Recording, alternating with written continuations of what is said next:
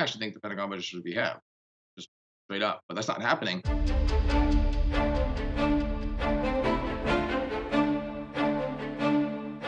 We've got to be the only country where this is true. We have way less soldiers deployed overseas and way less flag-draped caskets coming home than we did in, say, 2011 and 2012. From about 2004 to about 2013, we had always about 100 to 120 to 150,000 Americans deployed in Iraq and Afghanistan. We've toned those wars down a whole lot. Now we've basically ended the Afghan war. President Biden is just about to approve or did approve an increased Pentagon budget. Wait, less war?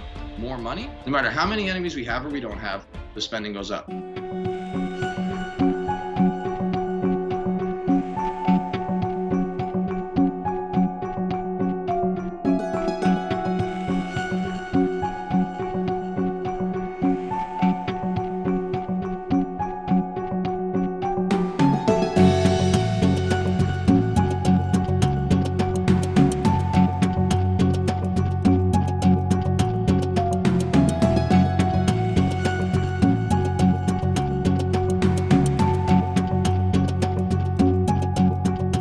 Truth is, they'll always come up with a new threat. So I think the future of American military operations is this.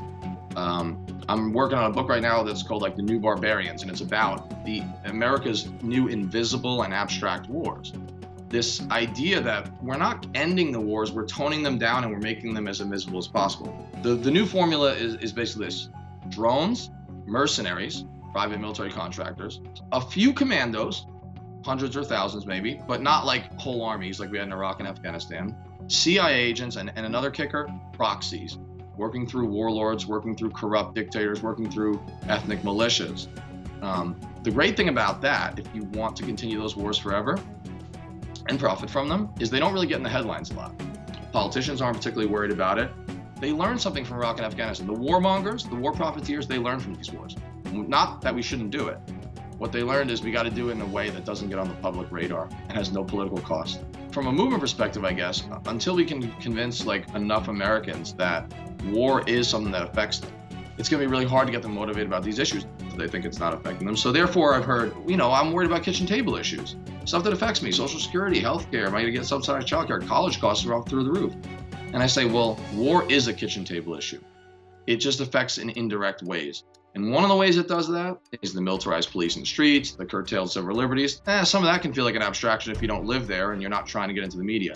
But this is true. It's about opportunity costs and trade-offs. Spend $1 trillion a year on military and intelligence operations that we know about.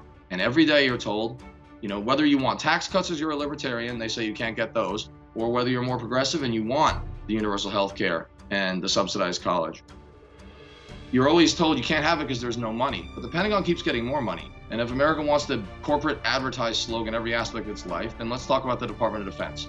I think they need a new slogan. DOD, quote, "This is why you can't have nice things." Because it really is a trade-off from the things that you want. And we have to show people that you're losing something by these wars.